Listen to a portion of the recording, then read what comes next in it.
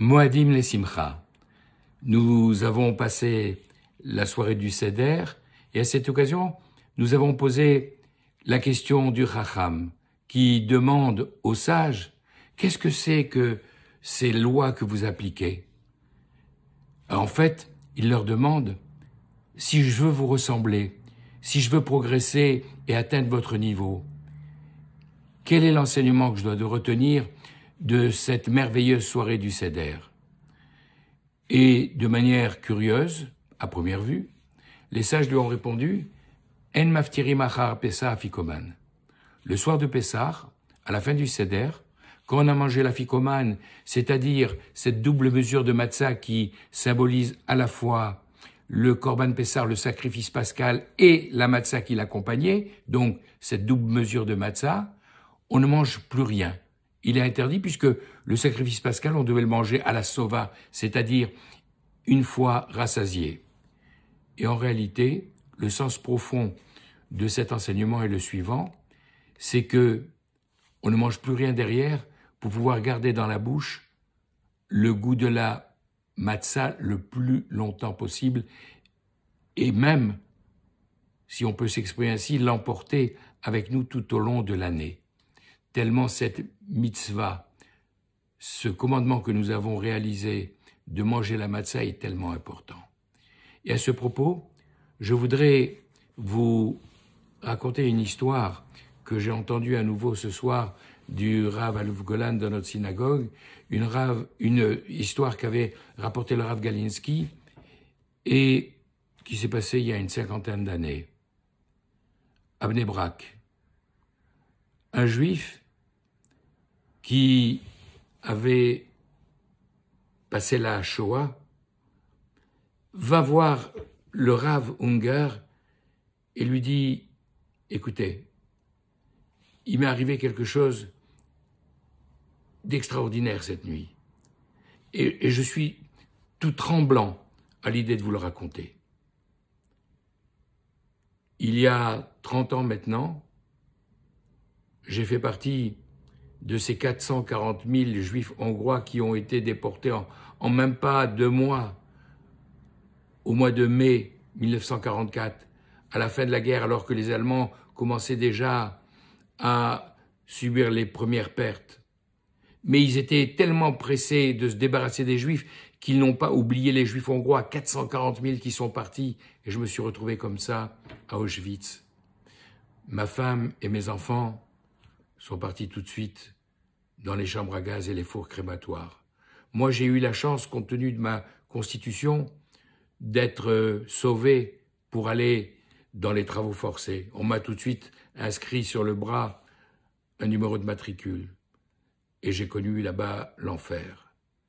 Mais dans d'autres baraquements, j'avais la chance d'avoir au-dessus de moi, dans ces lits en bois qui étaient entassés les uns sur les autres, un juif extraordinaire qui descendait d'une grande lignée de rabbanim, qui avait une grande éducation juive et qui, dans ces moments les plus difficiles, trouvait les mots pour me réconforter. Et dès qu'on avait un moment où on pouvait parler tout en travaillant, il me disait une Mishnah, il me disait un enseignement, un mot de réconfort pour me remonter le moral. Et un jour, tout tremblant, il est venu me voir en me disant « Tu sais, c'est bientôt Pessah. Et comment on va faire pour la mitzvah de la matzah, pour accomplir ce saint commandement, avoir au moins un kazaït, la quantité minimale qui correspond à une pomme de main de matzah. Où est-ce qu'on va trouver ça ?» Alors je lui ai dit, ici l'herbe amère, au sens propre comme au sens figuré, on en a plus qu'il faut. Mais la matzah, comment veux-tu faire? Il l'a demandé avec tellement de ferveur que, semble-t-il, Akadosh Baruch Hu, le saint béni soit-il, a entendu sa prière. Et il se trouve qu'à cette époque, les aviations alliées ont commencé à bombarder les usines qui se trouvaient près des camps où nous allions d'ailleurs travailler. Et il y avait à côté des silos avec des entrepôts et du blé. Et le bombardement est tombé là-dessus et on l'a retrouvé le lendemain en allant travailler, des sacs de blé qui étaient éventrés, ouverts, avec des grains qui se répandaient sur le sol. Alors bien entendu, il était strictement interdit de toucher quoi que ce soit, mais la tentation était trop forte. J'ai quand même pris en cachette 2 poignées de blé que j'ai cachées.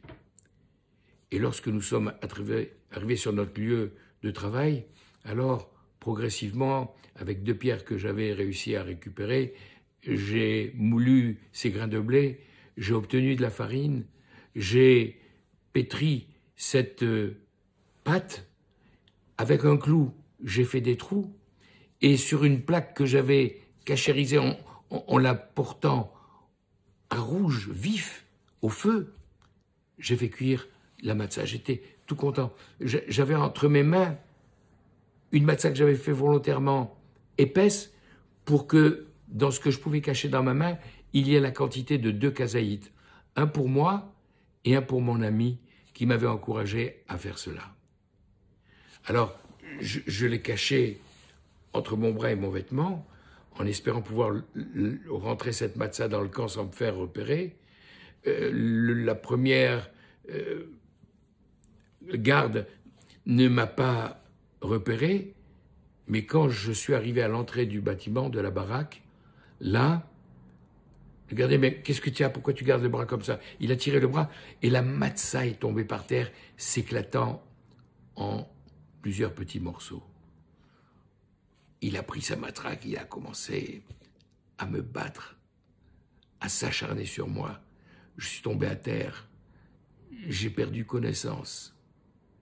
Et puis il a dû trouver une autre victime, il m'a laissé pour aller frapper quelqu'un d'autre. Quand j'ai repris connaissance, j'ai vite ramassé quelques morceaux qui étaient par terre sur le sol, je les ai cachés, rentrés. Et quand j'étais à nouveau sur ma couche de bois, j'ai ouvert la main et j'ai montré à mon ami, comme si je lui montrais une poignée de diamants, ces morceaux précieux que j'avais réussi à sauver. Malheureusement, il n'y avait plus la quantité pour 2, mais pour un seul. Alors je dis, au moins, je pourrais accomplir la mitzvah. Mon ami, qui m'avait incité à le faire, me dit, écoute, jamais de ma vie, j'ai laissé passer un Pessah sans accomplir cette sainte mitzvah, de manger comme il fallait scrupuleusement la quantité de matzah, ce kazaït de matzah. Je t'en prie, donne-moi ce que tu as sauvé. Écoute, et moi aussi je veux faire la mitzvah. Je t'en prie, je suis prêt à te donner tout mon Gan Eden, tout mon monde à venir, tous les mérites que j'ai accumulés dans ma vie, simplement pour pouvoir, ici, dans ces conditions, réaliser ce saint commandement de manger la matzah. Et au terme de la discussion, quand, après négociation, on a conclu que lui la mangerait, mais que le mérite de cette mitzvah me serait compté à moi, alors j'ai accepté de lui donner parce qu'il m'avait promis, puisqu'il connaissait tout par cœur, que toute la Haggadah, depuis Al-Achmania jusqu'à Chagadia, il me la dirait mot à mot pour me faire participer à Auschwitz, à un seder tellement particulier. Et c'est ce que nous avons fait. Et c'est lui qui a mangé la matzah, et moi qui ai pu entendre toute cette Haggadah que je ne connaissais naturellement pas par cœur, aussi bien que lui. Le lendemain, quand nous sommes partis travailler, avec la foi renforcée par la réalisation de ce saint commandement, il était là, les yeux fermés, en marchant vers notre lieu de travail et en récitant les prières. Nishmat Kol Chai, après la Shira. Et lorsqu'on est arrivé enfin sur le lieu de travail et que tout en travaillant les yeux fermés, il récitait la Hamida, la prière à voix basse, à la fin, lorsqu'il a voulu chanter le Hallel, la louange de Dieu, là il n'a pas pu résister. Il a levé la voix et à voix haute, il a fait la bénédiction.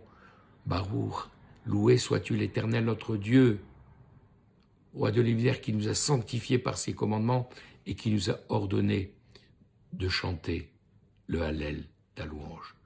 Et les gardes allemands, entendant ce juif prier à haute voix, ils lui ont tiré une balle dans la tête et ils l'ont tué.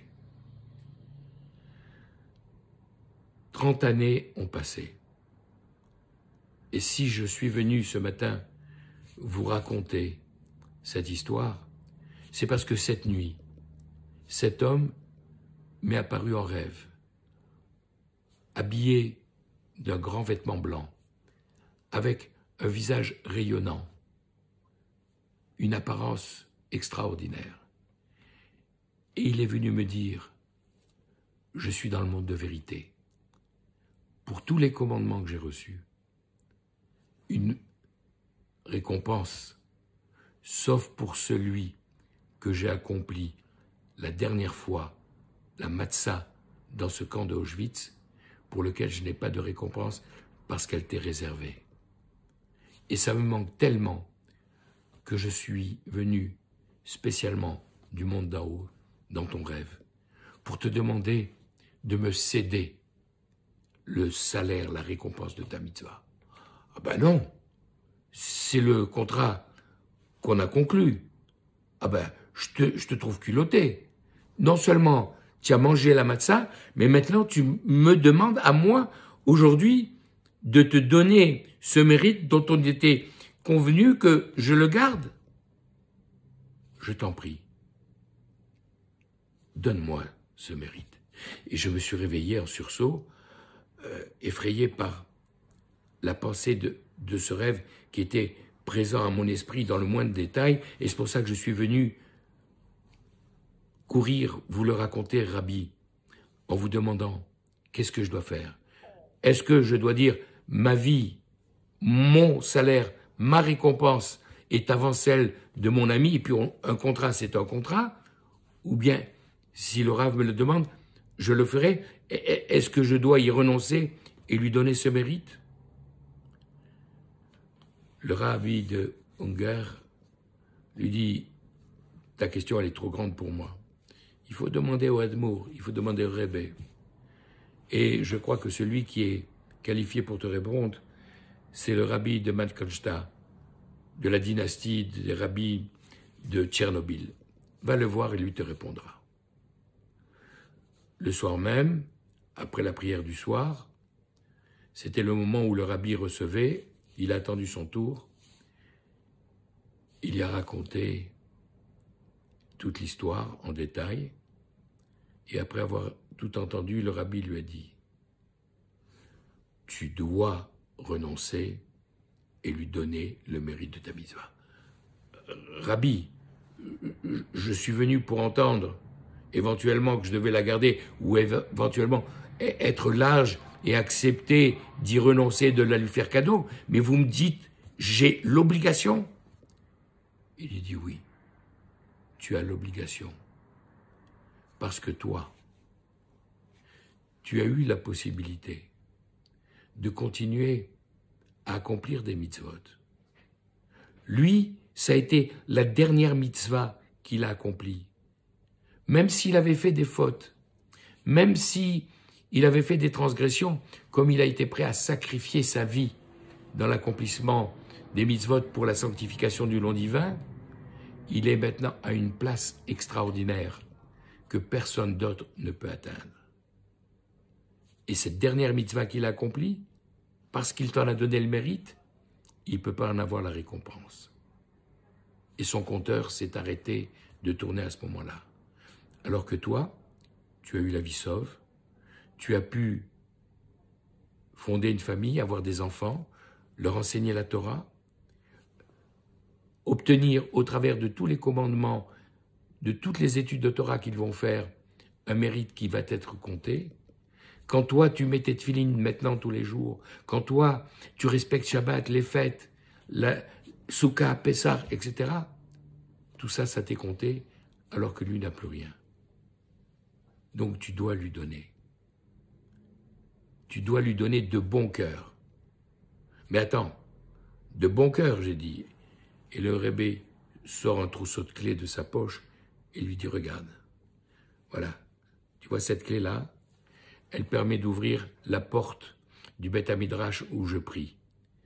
Tu vas y aller, tu vas allumer les lumières, tu vas aller au Echal, à l'Arche Sainte, tu vas ouvrir, tu vas rentrer la tête dedans, et tu vas parler à Dieu, tu vas lui raconter tout ce qu'a fait ton ami, tout ce qu'il t'a donné, le céder extraordinaire qu'il t'a fait vivre, en te racontant mot à mot toute la Haggadah du début jusqu'à la fin, tout ce que toi tu as subi pour obtenir cette quantité de matzah que tu lui as laissé manger.